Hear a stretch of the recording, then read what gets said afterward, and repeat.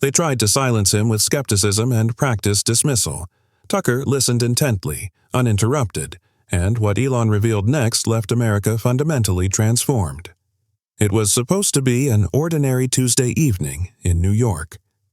The studio at Fox News had settled into its familiar rhythm, producers checking monitors, makeup artists making final touches, the low hum of equipment creating that distinctive atmosphere of anticipation that precedes any major broadcast.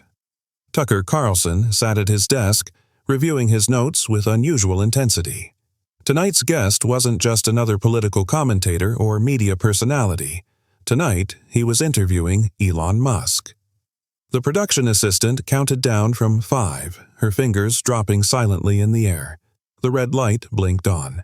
Millions of Americans settled into their living rooms, expecting the usual political commentary. None of them, not even Tucker himself, could have anticipated what would unfold over the next hour. "Good evening, and welcome to Tucker Carlson Tonight," he began, his expression carrying that signature intensity. "We're joined by someone who needs little introduction, entrepreneur, engineer, and CEO of companies that are reshaping our future in ways both thrilling and concerning. Elon Musk, thank you for being here." Elon nodded, a slight smile crossing his face. He wasn't dressed in anything fancy, just a dark button-up shirt, no tie, his posture relaxed but attentive. "Thanks for having me, Tucker." The interview began conventionally enough. Questions about SpaceX's recent achievements, Tesla's manufacturing challenges, the usual terrain that any journalist would cover. Elon answered with his characteristic mixture of technical precision and unexpected philosophical tangents. 15 minutes in, viewers might have thought they were watching a standard, if insightful, conversation about technology and business. Then Tucker shifted direction. "You've been raising concerns recently about artificial intelligence," he said, leaning forward slightly. "Not just its capabilities, but what you've described as existential risks. Many in Silicon Valley have dismissed these warnings. What do you know that they don't want to acknowledge?" There was a moment, just a brief pause, when something changed in Elon's demeanor. His eyes focused more intensely, and viewers would later describe it as the moment the interview transformed from interesting to essential.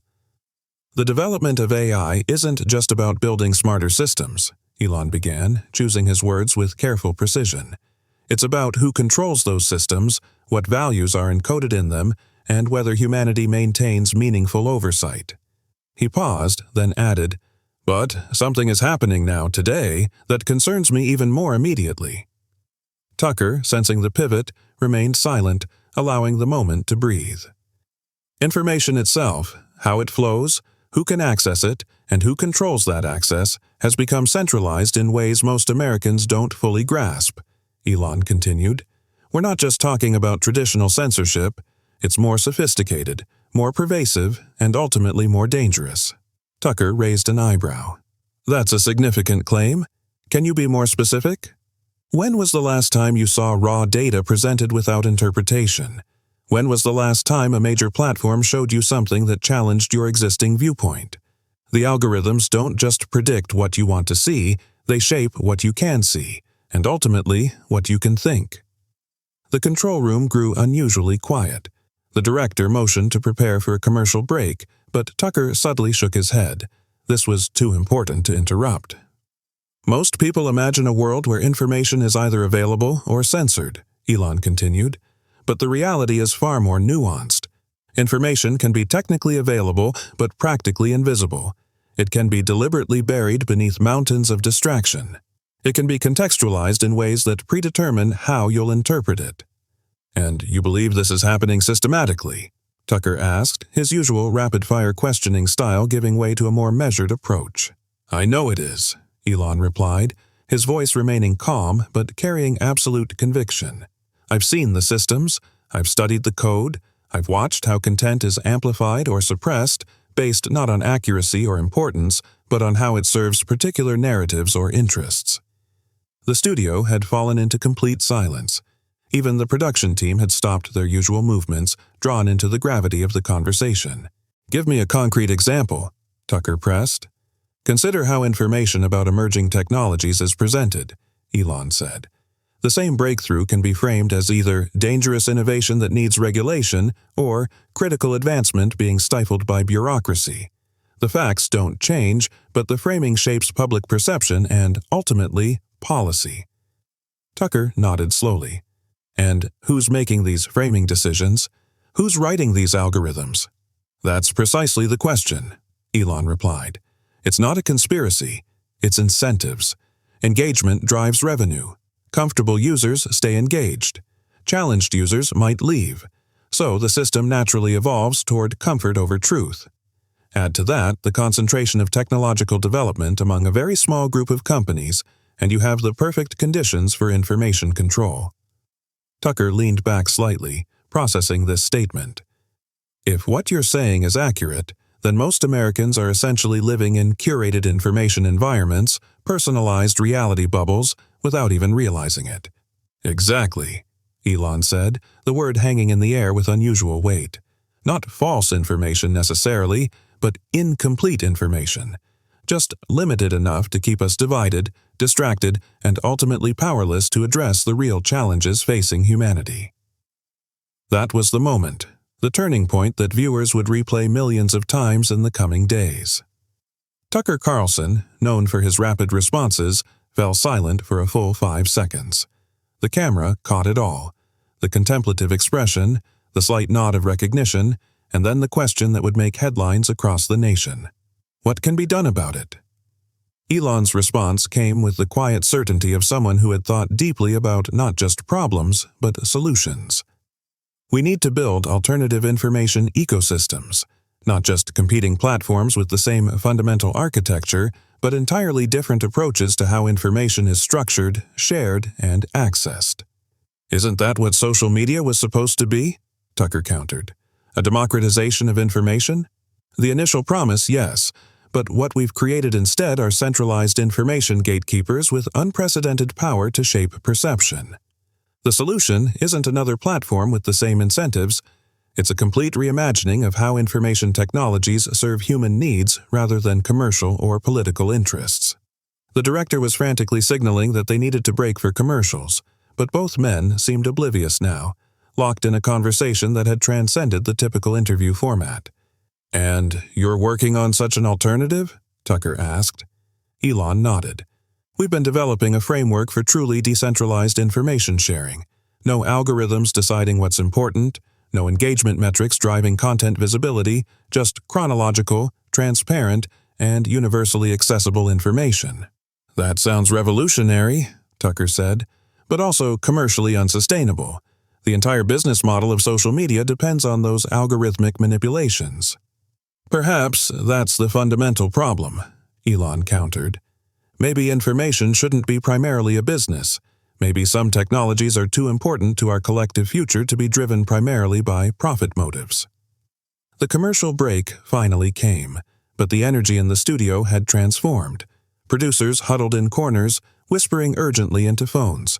The social media team reported that clips were already spreading across networks with unprecedented velocity. Something had resonated deeply with viewers. A truth they had perhaps sensed, but never heard articulated so clearly by someone with the technical credibility to speak on these matters. When the cameras turned back on, Tucker began with a statement rather than a question. Before the break, you effectively announced an initiative that could fundamentally change how Americans receive information. I have to ask, aren't you concerned about the resistance this will generate from very powerful interests? Elon's expression remained steady.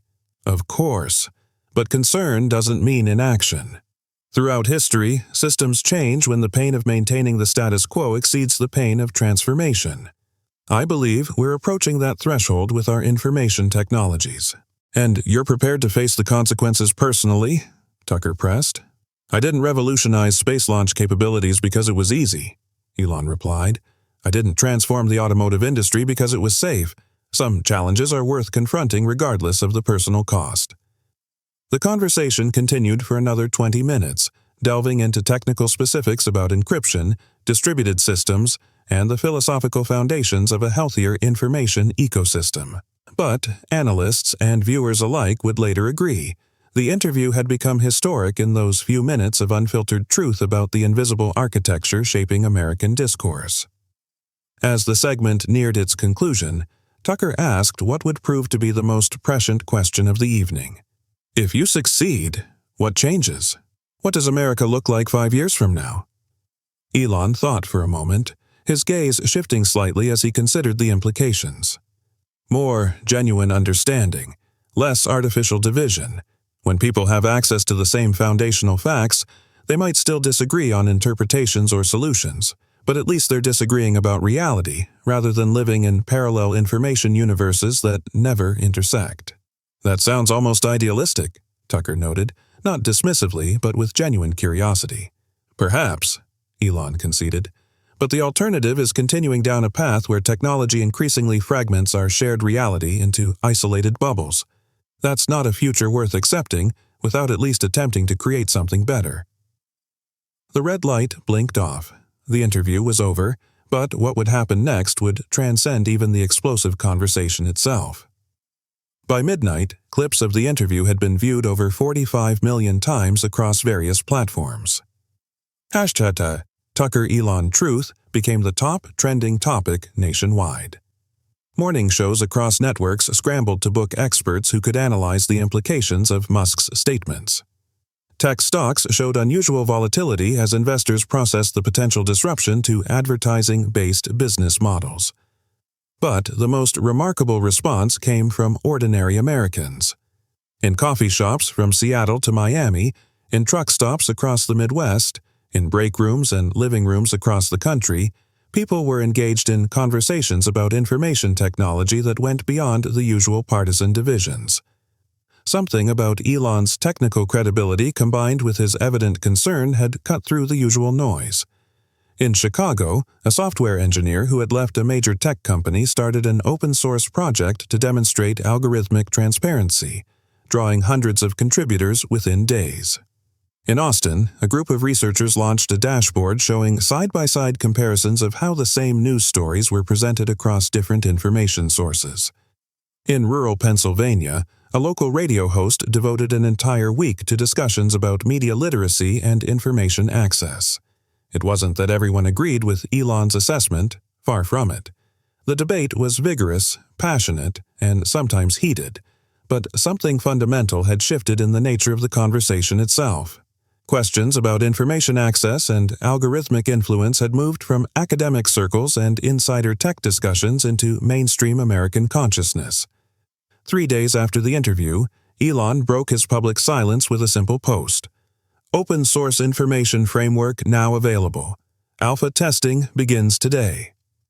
Accompanying the post was a link to a repository containing the technical specifications for what he called PRISM, not a platform or app in the traditional sense, but a protocol for information sharing that could be implemented across existing systems. The technical community's response was immediate and overwhelming. Within hours, thousands of developers were exploring the code, suggesting improvements, and building experimental implementations. What they found was both elegant and radical, a system designed from the ground up to maximize transparency, minimize manipulation, and return control to individual users rather than centralized authorities. Traditional tech platforms responded predictably at first: dismissive press releases, skeptical analyst calls, and reassurances to advertisers. But as functional PRISM implementations began appearing and gaining traction, the tone shifted dramatically. Emergency board meetings were called. Development teams were tasked with creating transparency features to compete with PRISM's radical openness. Media coverage evolved as well. Initial reports focused on the potential disruption to tech business models but gradually shifted toward the broader implications for democracy, education, and social cohesion. Experts from diverse fields, not just technology but psychology, political science, and philosophy, weighed in on what truly open information systems might mean for American society. Tucker Carlson himself became part of the story. His willingness to let the interview unfold naturally, to ask substantive questions without pushing a predetermined narrative, was cited repeatedly as an example of what journalism could and should be. His viewership surged, drawing audiences from across the political spectrum who were hungry for authentic conversation. Elon, true to form, didn't do a victory lap. He remained largely focused on the technical aspects of Prism's development, making only occasional public statements about specific features or implementation challenges.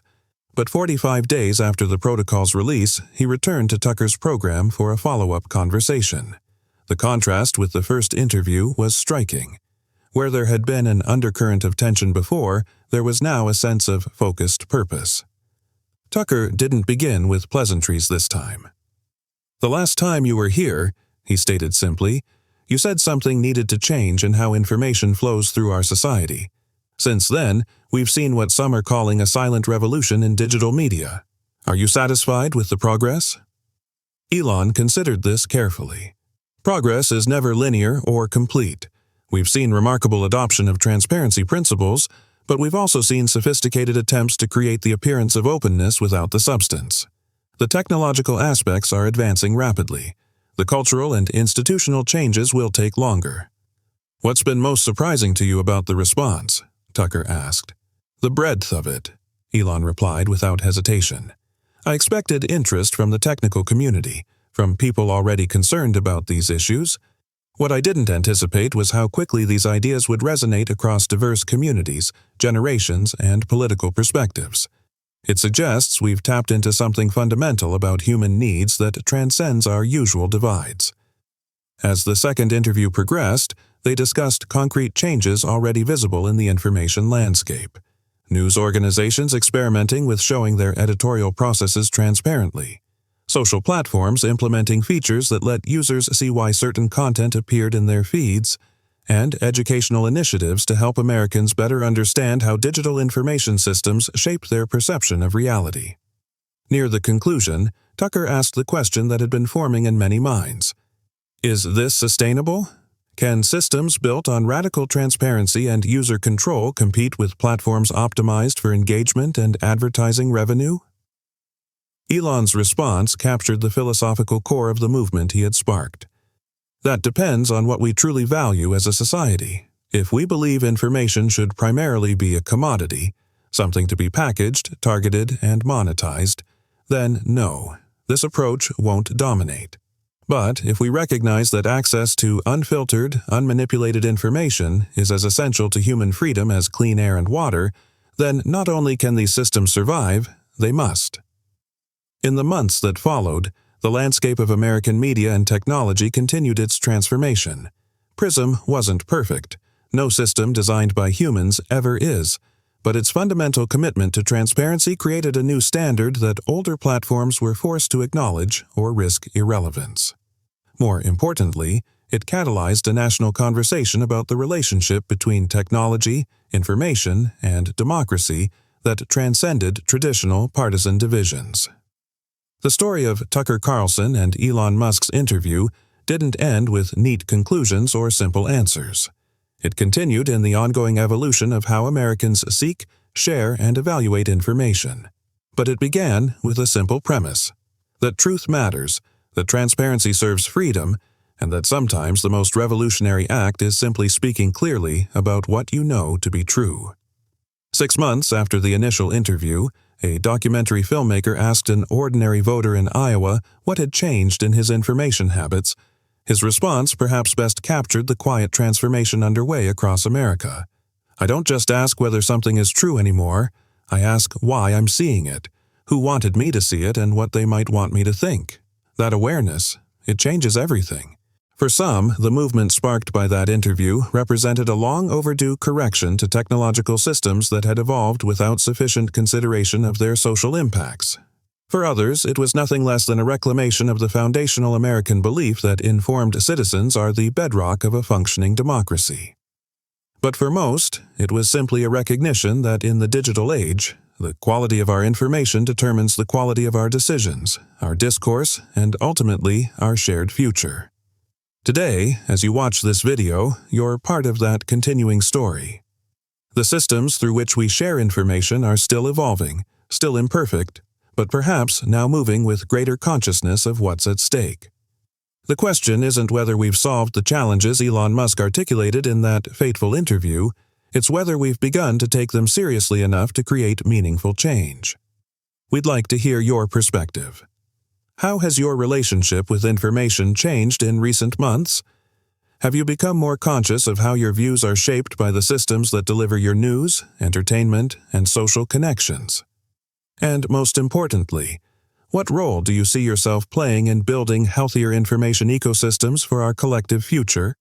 Like and subscribe to stay updated on our ongoing analysis of these transformational changes in American media and technology. This isn't just the story of one interview or one technological framework. It's the story of how we reclaim our right to see the world clearly, to think independently, and to connect based on shared reality rather than manufactured division. The conversation Tucker and Elon started that night continues, and you're now part of it.